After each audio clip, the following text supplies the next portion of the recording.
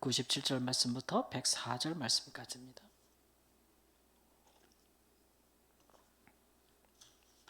시편 119편 97절에서 104절 말씀. 내가 주의 법을 어찌 그리 사랑하는지요. 내가 그것을 종일 작은 소리로 읊조리나이다. 주의 계명들이 항상 나와 함께하므로 그것들이 나를 원수보다 지혜롭게 하나이다. 내가 주의 증거들을 늘 읊조림으로 나의 명철함이 나의 모든 스승보다 나으며 주의 법도들을 지킴으로 나의 명철함이 노인보다 나으니이다. 내가 주의 말씀을 지키려고 발을 금하여 모든 악한 길로 가지 아니하였사오며 주께서 나를 가르치셨으므로 내가 주의 규례들에서 떠나지 아니하였나이다. 주의 말씀의 맛이 내게 어찌 그리 단지요 내 입의 꿀보다 더 다니이다. 주의 법도들로 말미암아 내가 명철하게 되었으므로 모든 거짓 행위를 미워하나이다. 아멘. 이 말씀에서 시인은 자기가 자기의 원수보다 더 지혜롭다라고 이야기하고 또 심지어 자기 스승이나 혹은 인생을 오래 산 노인들보다 자기가 명철이 더 낫다 이렇게 이야기하고 있습니다. 어찌 들어보면 되게 잘난 척한다, 교만하다 이렇게 생각할 수도 있는데 이가 하는 말을 가만 들어보면 그럴 수 있겠다라는 생각이 들죠. 그 증거로 네가 도대체 왜 지혜롭고 왜 명철하냐라고 우리가 따져 묻는다면 이 사람 말하기를 나는 악한 길로 가지 아니하였다 이렇게. 그러니까 살면서 여러 가지 형편과 상황에 유혹을 당하고 또 사람에게 또 이끌려가기도 하면서 우리가 짐짓 선하지 않은 그런 악한 길로 갈 때가 종종 있지 않습니까? 또 그런 유혹도 많이 받는데 나는 그러지 아니하였다라고 이야기하고 있고 또 하나 104절 말씀에 보면 나는 모든 거짓 행위를 미워하였다라고 얘기하고 있습니다. 그러니까 거짓에 놀아나지 않았다는 거죠. 거짓에 속는 사람들도 많습니다. 또 속이기도 하고 속기도 하면서 자기의 이익을 추구하는 사람들이 세상에서 오히려 영리하다라는 그런 모습 또 사람들 사이에 그렇게 정평이 날 수도 있겠죠. 그러나 불구하고 이익이 되고 이익이 되지 않고를 떠나서 나는 거짓과 그 거짓말과 거짓으로 말미암는 모든 행위들에 가담하지 않았다. 그러므로 나는 진실하다 그런 부분에 있어서 이렇게 할 정도니까 이렇게 살아갈 수 있는 사람은 정말 지혜가 있고 명철이 있는 사람이다라고 할 수가 있겠습니다. 그 지혜라는 것은 근본적으로 뭐냐 그러면 그 선하고 무엇이 선하고 무엇이 악한지를 분별할 수 있는 것을 지혜라 합니다. 이런 지혜는 잘 배워야 알 수 있겠죠. 내가 원수를 대면할 때 원수보다 지혜가 있다라고 하는 얘기는 어떤 나를 대적하는 사람들과 만날 때에 나는 무엇이 선이고 무엇이 악한지를 분별할 수 있기 때문에 내가 악한 행위나 악한 선택들은 악한 짓들은 하지 않겠다라는 하는 부분에 있어서 자기가 이제 우위를 점하고 있다 이런 얘기죠. 뿐만 아니라 이제 명철에 관해서 말하자면 명철은 참과 거짓을 구별할 수 있는 것이라고 할 수가 있겠습니다.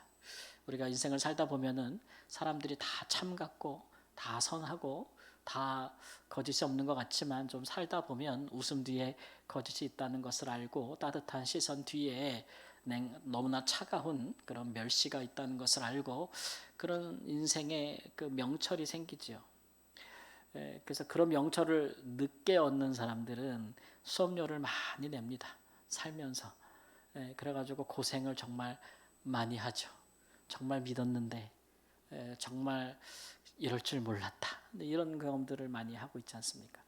그래서 우리가 살아갈 때에 선과 악을 구별하여 선을 행하고 악을 멀리하는 태도, 그런 지혜 뿐만 아니라 참과 또 거짓을 구별하여서 참을 진실하게 살고 거짓은 그 말과 행위도 미워하고 그렇게 행하는 자들에게 속지 않을 뿐만 아니라 그런 자들을 우리 주위에 두지 않는 그런 명철이 있어야 그런 사람들이 잘 살아갈 수 있겠죠. 하나님 앞에서 특히 그렇습니다. 그러면 이 사람은 물론 스승들이 있었으나 사람에게서 배우지도 아니하고 또 오래 살지도 않았는데 어떻게 이런 지혜와 명철이 있느냐라고 말할 때 이 사람은 내가 하나님 말씀을 통해서 배웠다 이렇게 이야기를 합니다. 내가 종일 주의 법도를 읊조린다라는 말, 또 주의 계명들이 항상 나와 함께한다. 99절에도 주의 증거들을 늘 읊조린다. 이런 말을 여러 번 반복하잖아요. 그러니까 이 사람은 습관이에요. 그러니까 어떤 습관을 갖고 있냐면 항상 하나님의 말씀을 가까이 하는 습관을 갖고 있는 거예요. 예, 그래서 뭐 종일 그렇게 한다는 얘기는 수시로 하나님의 말씀을 항상 읊조린다는 얘기는 읽든지 암송한 것을 반복하든지 그렇게 함으로써 하나님께서 사람에게 그 살 길을 가르쳐 주는 주의 말씀을 늘 가까이 하여서 잊어먹지 않고 그것이 항상 머리와 마음에 남아있도록 하는 경건한 습관을 가지고 있었습니다. 오늘날에도 이제 그런 습관을 가진 성도들이 계시죠. 시간을 정하여서 아침이든지 저녁이든지 항상 하나님 말씀을 전체로든지 쪽이라든지 하여튼간 대하여 그것을 읽고 묵상하고 기도하는 경건한 습관을 가진 사람들이 있습니다. 그분들은 그렇게 늘 하는 이유는 그럴 때에 그 말씀이 항상 하루를 시작할 때에 혹은 하루를 마칠 때에 자기의 생각과 마음에 늘 머물러 있게 함으로써 그 말씀의 은혜와 영향을 받는 삶을 살기를 원하는 것이죠. 그러면 우리는 과연 주의 말씀이 우리에게 세상에서 줄 수 없는 그 누구에게도 배울 수 없는 지혜와 명철을 주는 것으로 우리가 과연 그러한가라고 생각해 보면 우리가 하나님께서 첫사람 아담을 지으고 나서도 그에게 선악과를 따먹지 말라 한 것에 대해서 우리가 생각하기를 하나님께서 사람에게 선악을 구별하는 지혜를 처음부터 주지 아니하셨다라고 하는 거죠. 우리 하나님은 악을 행하시지는 않지만 그러나 하나님은 선이 무엇이며 악이 무엇인지를 구별하실 수 있는 분이죠. 그러므로 하나님의 성품 자체가 악을 미워하고 선을 행하는 것입니다. 그러니까 우리가 하나님에 대해서 알고 믿고 신앙생활하면서 혹이라도 하나님께서 나를 죄에 빠뜨리기 위해서 내가 이렇게 악을 행하기 위해서 하나님께서 내게 함정을 파는 것이 아닌가, 하나님이 나를 속인 것은 아닌가 라는 식의 그 사고는 절대 신앙적인 사고가 될 수가 없습니다. 우리가 그런 식으로 하나님의 하나님 되심을 무너뜨리면서 하나님을 믿을 수가 없지요. 그래서 제 고등학교 때 국어 선생님이 수업 시간에 이 얘기를 하심으로써 저랑 아주 격렬한 토론을 겪고 제 머리를 치면서 끝났는데, 뭐냐면 그분이 뭐 갑자기 얘기하시다가 왜 하나님은 그 따먹을 줄 알고 선악과를 만들어 가지고 그렇게 사람을 죄짓게 만들고 그렇게 했느냐, 나는 그런 하나님은 믿을 수 없다, 막 이렇게 이야기를 하시더라고요. 제가 그래서 그 나이에도 불끈하는 마음으로 처음부터 하나님이 그렇게 악하다고 생각하니 처음부터 안 믿으려고 작정하고 그것을 보는 것과 무엇이 다릅니까? 뭐 눈에는 뭐만 보인다고.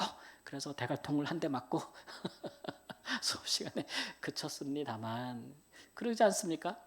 처음부터 색안경을 끼고 하나님이 악하다, 악하실 수도 있다 라는 가능성을 두고 본다면 우리가 하나님을 처음부터 믿음의 대상으로 또는 하나님을 선하다고 볼 수가 없는 거겠죠.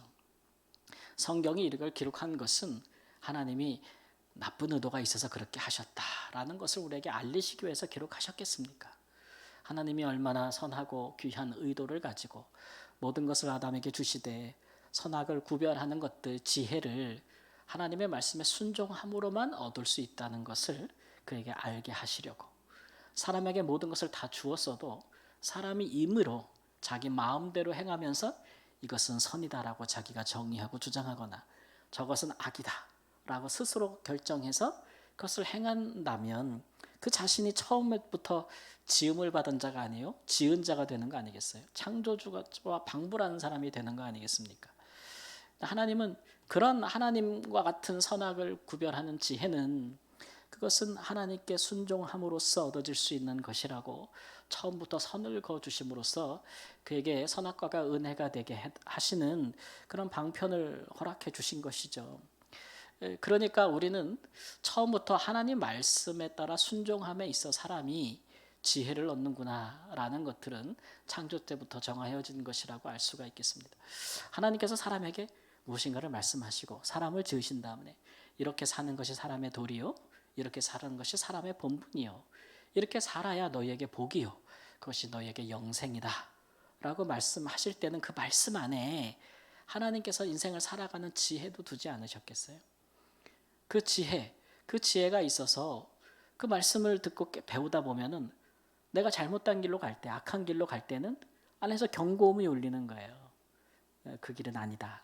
하나님의 말씀에서 벗어난 길이다. 이렇게 경고음이 울리게 하심으로써 하나님의 말씀을 이렇게 하나님 주신 계명들이나 말씀, 성경에서 하나님이 하신 말씀들을 배우다 보면은 하나님과 같은 생각을 가지게 되죠. 그래서 하나님의 기준에 의해서 하나님은 무엇을 선하다 하시고 무엇을 악하다 하시는지를 사람이 배우게 된단 말입니다. 그래서 그 하나님의 지혜가 우리 가운데 있는 것이죠. 성경이 우리에게 주어진 일에 대해서 이제 디모데후서 3장 16절을 보면은 모든 성경은 하나님의 감동으로 된 것으로 교훈하고 책망하고 바르게 하고 의로 교육하기에 유익하니 이는 하나님의 사람으로 온전하게 하고 모든 선한 일을 행하기에 온전케 하려 함이니라. 모든 선한 일을 행할 수 있는 어떤 상황에서도 선을 행할 수 있는, 악을 멀리하고 선을 행할 수 있는 능력을 갖추게 하려고 말씀을 기록하셨다는 거예요. 하나님 우리에게 주셨다. 그렇게 말씀하고 있거든요. 그러니까 선악을 구별하는 지혜는 우리가 누구에게서 지식을 배워서 알 수도 있지만 하나님의 말씀으로부터 배우는 것보다도 더 나은 방법은 없다라는 것을 알 수가 있습니다. 그래서 세상 지식에 좀 부족하고 소위 가방끈이 좀 짧아도 하나님의 말씀을 사랑하고 가까이 하는 성도들 중에는 굉장히 그런 지혜가 깊이 있고 많이 있는 분들이 있습니다. 저는 가나다 이렇게 생활하다가 세상에 가방끈이 짧아서 심한 열등감으로 고민하고 고통하고 행복하게 살아가지 못하는 분을 만난다면 저는 항상 그런 말씀을 해줍니다. 세상에 가방끈이 긴 것보다 하나님의 말씀에 끈이 긴 것이 더 유익하다. 세상을 살아감에 있어서 지식보다 더 유익한 것은 지혜다라는 말씀을 듭니다. 그러니 뭐 상황과 성장 배경과 형편에 따라서 지식의 부족함이 있어도 하나님의 말씀으로부터 나오는 지혜가 부족하지 않는 길을 택하시면 지식보다 지혜가 더 낫다는 것이 증명될 것입니다. 이렇게 이제 이런 식의 권고를 하거든요. 우리 성도님들은 그런 지혜가 다 있기를 바랍니다. 사람이 지식이 없어 망하는 것이 아니고 지혜가 없고 선악을 분별함이 없어 망하는 것임을 우리가 잘 알게 되는 것입니다. 또 중요한 것은 이제 명철이죠. 참과 거짓을 구별할 수 있는 것. 인생을 오래 살아야 얻어질 수 있는 것들입니다. 식별할 수가 있죠. 보이는 모습 뒷면에 또는 뭐 빙산의 물 아래에 무엇이 있는지 한 길 물속은 10길 물속은 알아도 한 길 사람 마음속인가요? 알 수 없는 것들이 우리 사람인데 살다 보면은 이제 이런저런 경험, 산전, 수전, 공중전 다 겪고 그 다음에 이렇게 보면 이런 거다 이렇게 알 수 있는 거 아니겠습니까? 지난 주간에 주일날 재정부에서 뭐 얘기하다가 저희 재정부고심 주사님께서 어떤 사람이 무슨 말을 하면서 뭐가 안 중요하다고 말을 하고 시작하면 그 사람은 그게 중요한 거래. 그 얘기를 보니 살아보니 그렇대요. 그러니까 예를 들어서 뭐 어떤 분이 말하면서 나는 돈이 중요하지 않고 난 돈 때문에 이러는 거 아니고 사실은 이렇게 얘기하면 그 사람 돈 때문에 그러는 거래. 경험이 그렇다고 얘기하시는 거 보고 깔깔 웃긴 그랬는데 살다 보면 그런 명철이 생겨요. 누가 그렇게 강하게 부정하는 거 보면 사실은 강하게 긍정하는 거 아닌가라는 이제 그런 나름대로의 이제 명철이나 노하우가 생기기 마련인 것이죠. 어쨌든 그렇지만 그러나 그것보다 이제 하나님의 말씀을 가까이 하게 되면은 무엇이 참이요 무엇이 거짓인지를 구별할 수 있는 분별할 수 있는 그런 명철함이 생긴다라는 것입니다. 하나님의 말씀은 진리가 아니겠습니까? 또 하나님의 말씀은 마치 밝은 빛과 같다 이렇게 이야기를 합니다. 그래서 사실은 거짓이 하나님의 말씀을 견디지를 못해요. 그래서 하나님의 말씀은 마치 양날의 검과 같아서 뭐 심지어는 이렇게 칼 같은 것이 이렇게 쪼개고 자르고 막 이런 역할들을 하지 않습니까? 그렇듯이 하나님의 말씀이 이렇게 강하게 역사하고 들어오면은 거짓이 그 앞에 설 자리가 없다라는 것들을 우리가 이제 살펴보게 되는 것이죠. 마치 빛이 어두움에 비치면 어두움이 견디지 못하는 것과 마찬가지로 그렇다는 것입니다. 그래서 하나님의 말씀은 우리에게 그 같은 명철함을 줍니다. 성도들에게 있어서 가장 필요한 것은 어쩌면 이 참과 거짓을 구별하는 명철인 것이라는 생각이 들어요. 그렇죠? 우리는 진리를 믿고 진리 안에서 자유한 사람들인데 생각보다 이 참거짓을 구별하는 명철함이 떨어져 가지고 그것이 없으면 우리의 믿음은 맹종이 되거든요. 우리 특히 한국 분들의 민족성은 이제 종교심이 많고 우리 민족은 예로부터 신앙심이 깊습니다. 어떤 분은 이거를 뭐 신심이라고 얘기하는 분도 들었는데 하여튼 그게 깊어요. 그러다 보니까 무엇이든지 믿으려고 하는 마음들이 강해요.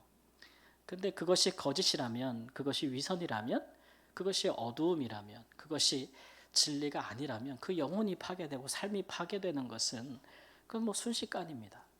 그래서 우리나라에 보면 이단도 많고 사이비도 많고 거짓 종교도 많은데 또 거기에 미혹되어 넘어간 사람들도 굉장히 많아요. 그런 거 보면은 참 우리 민족이 그러하다라는 생각이 들어요. 그런 부분에 있어서 진리를 지키는 것만큼 성도들이 신중하게 잘 얻어야 할 명철이 없다라는 생각이 듭니다. 하나님의 말씀은 그런 명철을 우리에게 주지요. 하나님의 말씀을 계속 대하다 보면은 성경에도 보면 하나님께서 예수님께서 거짓에 대해서 그 본 모습을 드러내게 하시는 그런 말씀들이 많습니다. 거짓과 대항하는 모습, 또 거짓이 그 실체가 드러나게 하시는 예수님의 또 거룩하고 진리를 또 성취하는 삶의 모습, 그런 것들이 결국 거짓의 본체를 다 드러나게 하거든요. 거짓은 처음부터 드러나지 않기 때문에 사실 거짓입니다.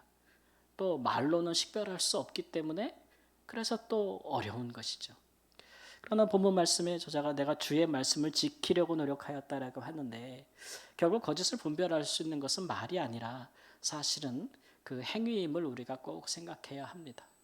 네. 그래서 심지어 성경은 어떤 나쁜 사람이라도 그 사람의 말이 정말 아름답고 귀할 수 있다고 얘기하죠. 진리에 가까울 수 있다고.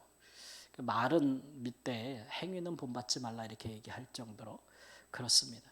그래서 우리가 참과 거짓을 구분하는 기준들을 먼저는 행위에 둘 것이요. 그러나 또 그 말도 구별할 수 있는 그런 하나님 말씀에 대한 지식이 또 우리 안에 있어야겠지요. 무엇보다도 우리 안에 이제 말씀에 대한 지식이 참과 거짓을 구별하게 하는 능력이지만 최종적으로는 우리 성령께서 진리의 영이시잖아요. 성령이 그 안에 역사하고 충만히 거하는 자들은 거짓을 들을 때에 그 영혼이 평안하지 않고 기쁘지 않습니다. 성령의 인도하심을 받는 사람들은 거짓에 반응하지 않고 노란하지 않습니다. 그러니까 우리가 하나님의 말씀에 대한 지식도 유익하지만 항상 성령으로 우리 안에 충만하게 되는 것이 굉장히 중요한 부분이라고 할 수 있겠죠. 이처럼 우리가 인생을 다 살아보고 다 경험해보고 세상의 모든 지식을 다 배워보고 나서야 지혜도 갖고 명철도 가질 수 있다면 그때는 우리가 호호백발 할아버지 할머니가 된 후겠죠. 그 모든 것을 다 시행착오로 겪은 뒤에야 어떻게 살 수 있겠습니까?